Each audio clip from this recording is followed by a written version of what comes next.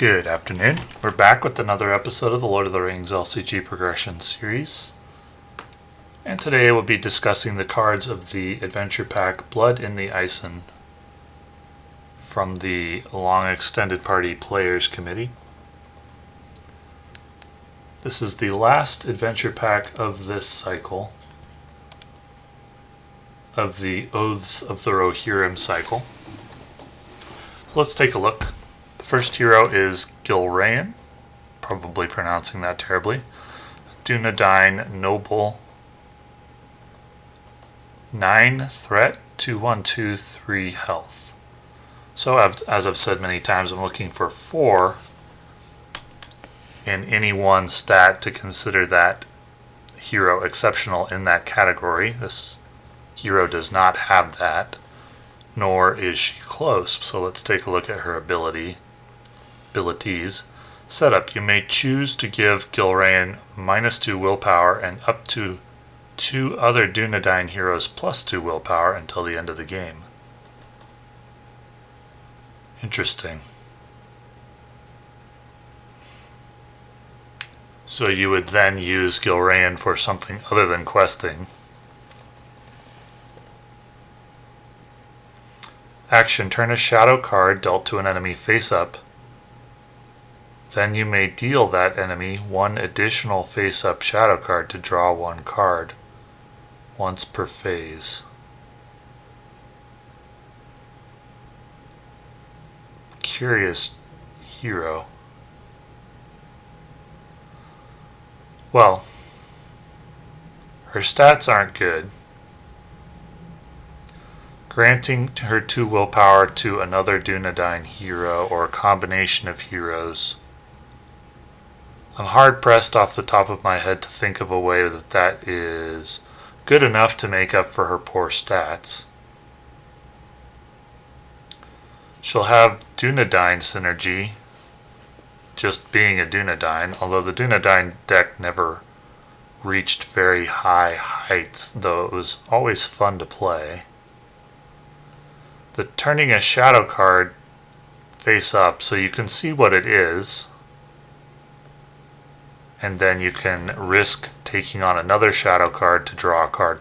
Well, I can tell straight up that in against Nightmare decks, that's going to be pretty bad because Nightmare decks have some ferocious shadow effects, and you probably aren't going to want to do that. There are certain quests on normal difficulty where that would be just fine. Drawing a card for 1 shadow card is no problem because it would likely just give an enemy +1 attack or do nothing at all, and you get to draw a card for free. So I would call this a more casual hero. In a more casual setting, difficulty level, this would be a very strong card. Against Nightmare quests, no, I don't think so.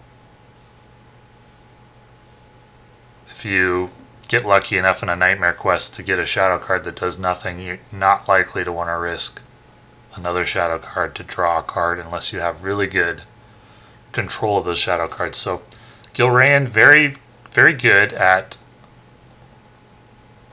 normal difficulty quests, I would say, for card draw. And card draw out of the Spirit Sphere isn't too common.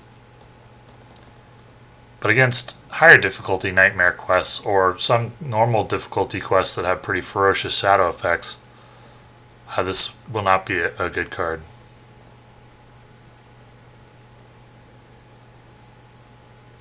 Very interesting hero.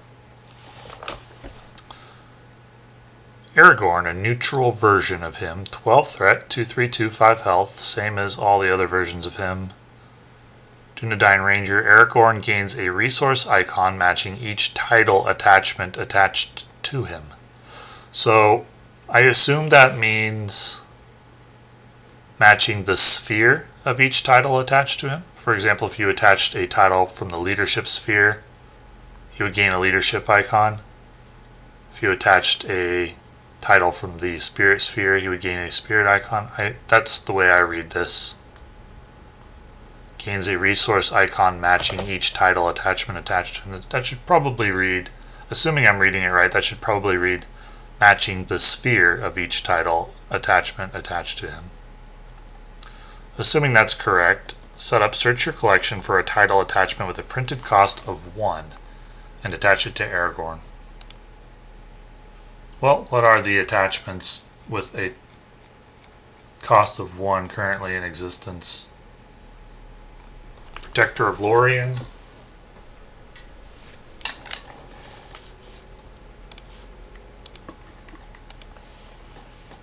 Nor Am I a Stranger, Wingfoot, Captain of Gondor. That one can't go on him, that's for a warrior.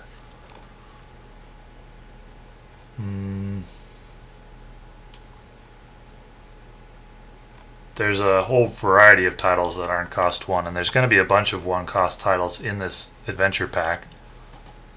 In Service of the Steward, Strider, that's a neutral card, you wouldn't want to start with that one. Okay. So you start with 1 title, which would start you with a resource icon from 1 sphere of your choice. Not going to be able to play this version of Aragorn in the Bonds of Friendship deck, as you need a hero, 1 hero from each of the different spheres. But you could potentially give him all 4 resource icons. Ready a title attachment with a printed cost of 1 attached to Aragorn once per round. Alright, well let's take a look at the title attachments included in this adventure pack, and then let's evaluate this hero afterwards. For right now, I'll say this is a very interesting hero and potentially very good, but let's reserve judgment. Ready a title attachment with a printed cost of 1, so you can't ready Steward of Gondor, because that would be very, very OP. This would be one of the best heroes in the game if you could ready Steward of Gondor once per round. But anyway, let's take a look at the rest and then we'll come back to Aragorn. A fair exchange, 0 cost. Discard a unique card from your hand that shares a title with a card in play. To search your deck for a different unique card and add it to your hand. Shuffle your deck. Okay, so this allows you to make use of a card that was going to be useless, but requires you to play a card to do it. That's more or less a lateral move.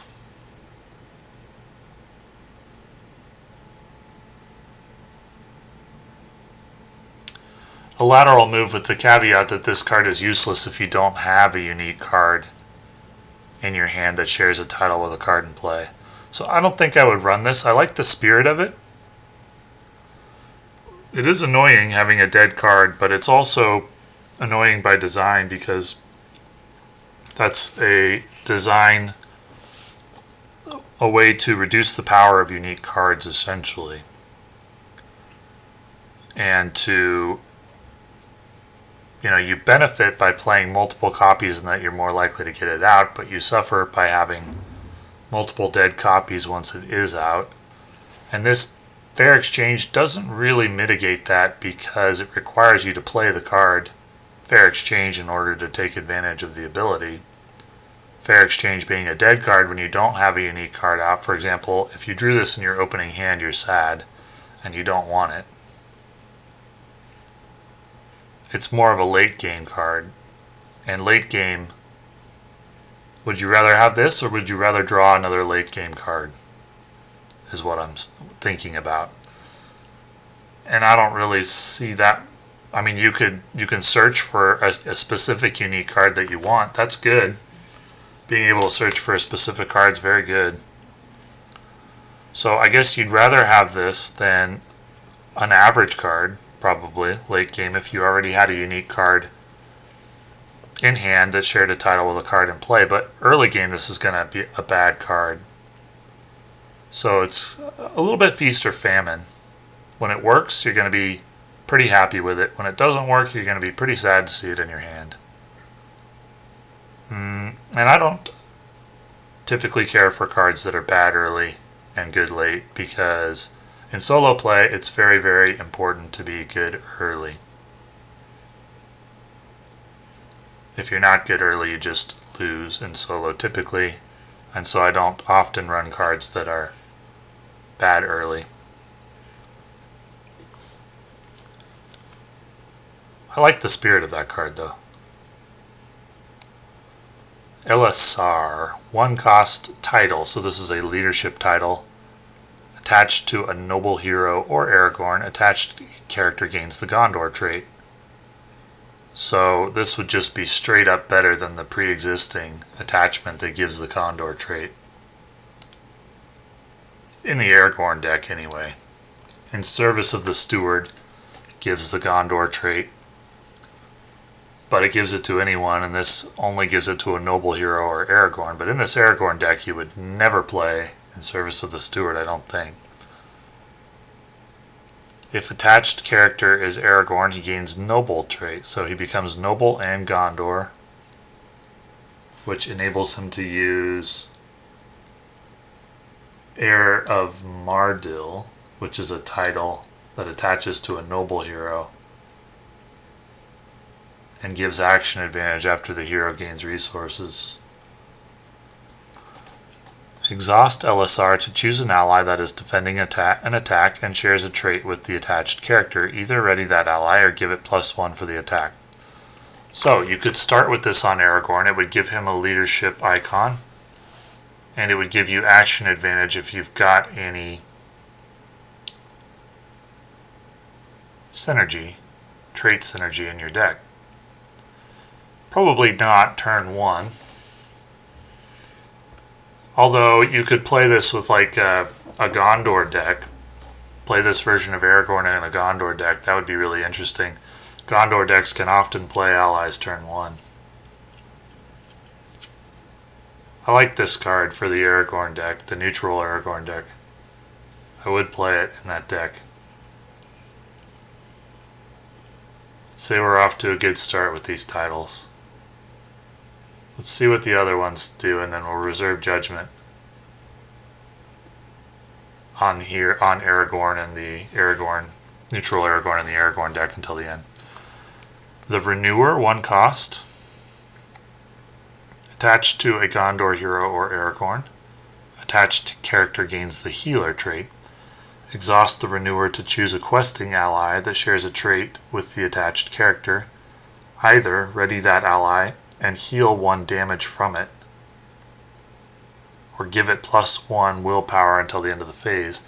That's another good one. I would definitely play it in the neutral Aragorn deck, and I'm liking that deck more and more. There's potential there, for sure.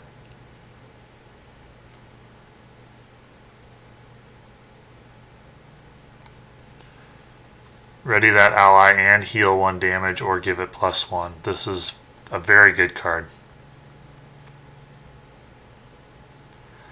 It depends on your deck composition whether you'd want to start with this. I think it's stronger than LOTR. Much stronger.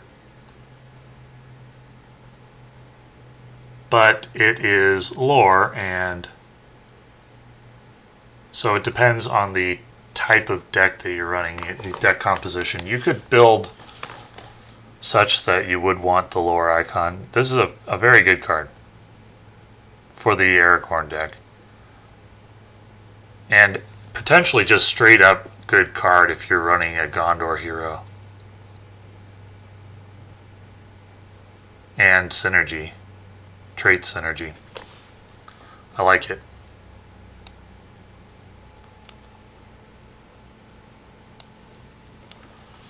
Elendilmir.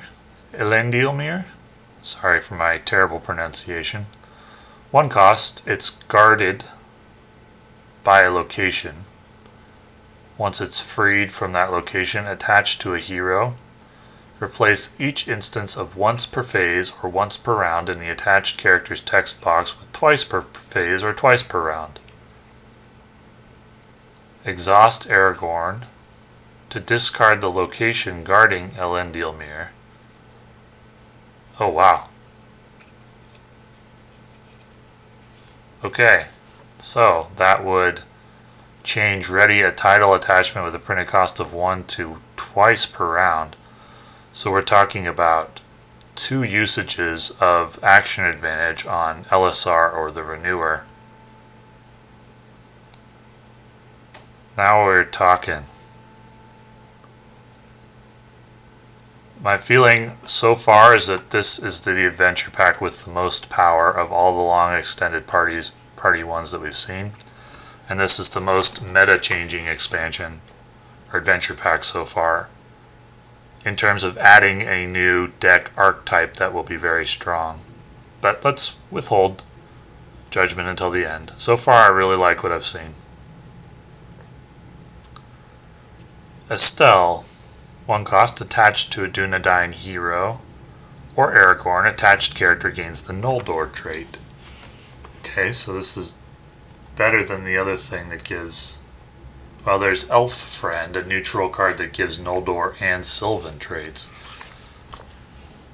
Neutral wouldn't be super useful, though, in the Aragorn titles deck. Exhaust Estelle, and discard 1 card from your hand to search the top X cards of your deck for 1 card and add it to your hand. Shuffle your deck. X is the number of traits on the attached character. This one I don't like as much. Discard a card to draw a card.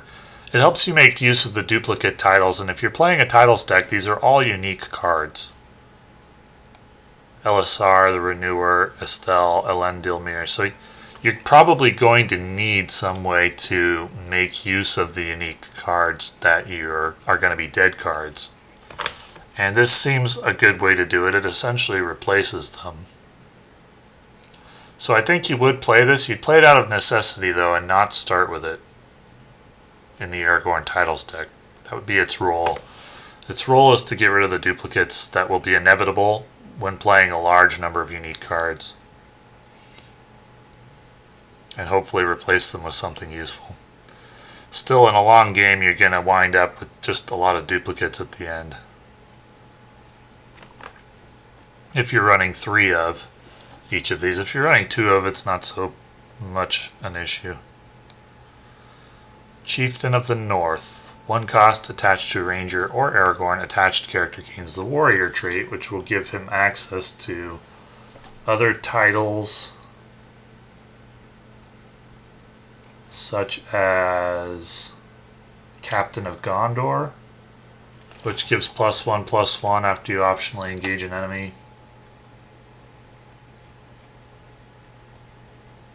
I think that's it. Exhaust Chieftain of the North to choose an attacking ally that shares a trait with the attached character. Either ready that ally or give it +1 for that attack.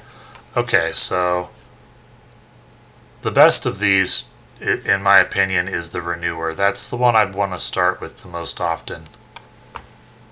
LSR would probably be 2nd, and Chieftain of the North 3rd, and Estelle 4th. However, the Renewer, being the lore card, is maybe the least desirable of the traits, depending on the deck. That's just my thought, off the top of my head. It seems to me like lore is the one that I find least useful. Probably the most useful is leadership, and the second most is spirit. Yeah. Not a very scientific assessment, but I do think the Renewer is the best, and LSR is 2nd, Chieftain of the North 3rd, Estelle 4th. Together they would give a ton of action advantage. If you got all 4 set up, giving Aragorn all the resource icons, Elendilmir to give him 2 uses of one of them, you'd be talking about a very, very versatile deck. I'm thinking of like a Gondor Swarm deck or something like that. That'd be pretty powerful. That's my judgment on it, having never tried it. It seems like it would be pretty powerful.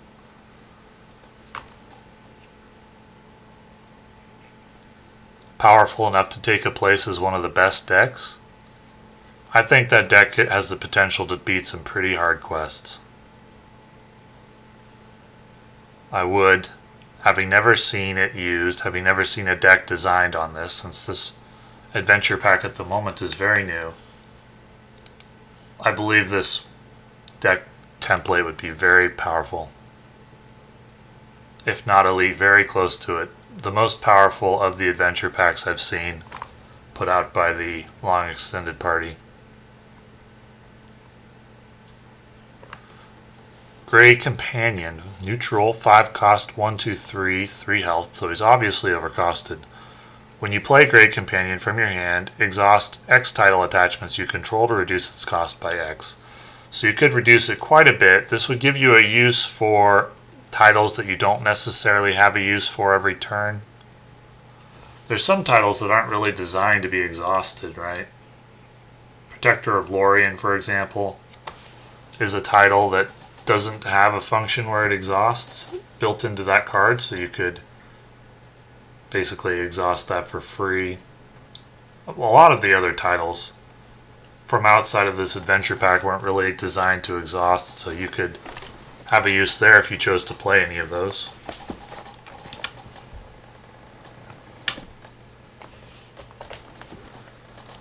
Would I play this card in the titles deck? Well, you'd need to reduce its cost by 2 just to make this card decent. Reducing it by 3 would make it good. That would be late game card. You'd be sad to see Gray Companion early game, I think. Pretty sad to see Gray Companion early game. I do like neutral cards. They're versatile, they round out, they smooth out resource curves. So there's potential for Gray Companion. I'd at least give it a look. But a card that I'd be sad to see turn 1, I think. It'd be mostly dead for a little while.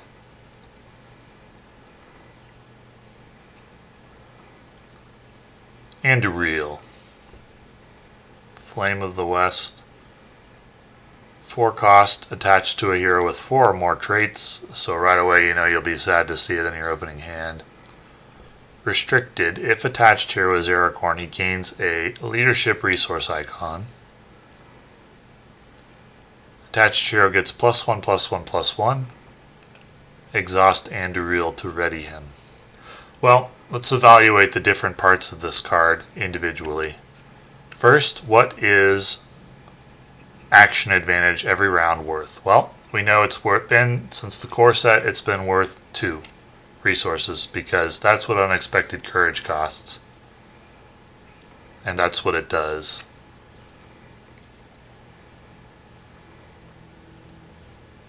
So, is the rest of the card worth the remaining 2 resources?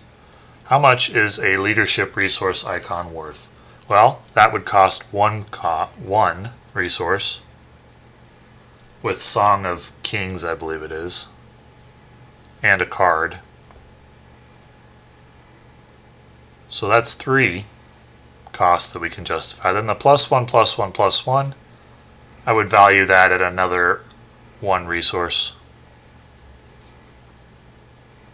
So you get the function of 3 different cards built into 1 card. It's a good card because it costs 4. The cards that you would need to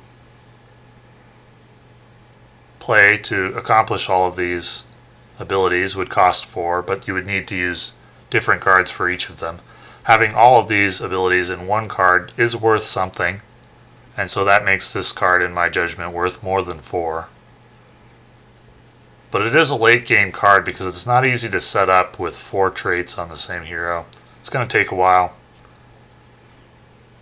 It's probably a win more card, to be honest. If you've already got Aragorn set up with the 4 traits, it's unlikely you need much more action advantage. It's probably also unlikely that you need the +1/+1/+1, so this is likely a win more card. It's a card you'll be sad to see early. When you get it set up late, you'll probably be at the point where you don't need it anymore. So a fun card, a thematic card, a good card, but a good card that will likely only come into play at a point in the game when you don't need good cards anymore. or any cards.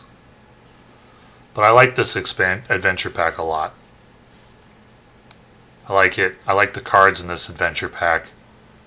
The player cards, the most of any of the adventure packs, I think. It's a very interesting new template.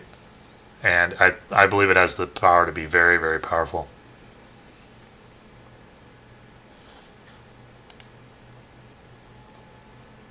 So, thanks for watching.